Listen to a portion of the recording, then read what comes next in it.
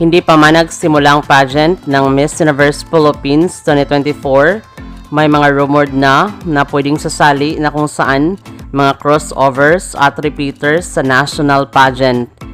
Kasama dito ang dating Miss Eco International na si Katin Paton na siyang posibleng sasali uli.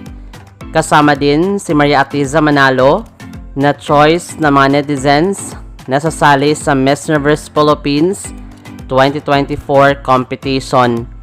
Kabilang din ang dating Miss Globe na si Maureen Montin na veterana na sa pageant at si Seiji Opiasa na naging runner-up sa 2023 edition ng Miss Universe Philippines competition. What if sasali sila? Sino kayang mag-stand out? Maraming salamat sa panonood.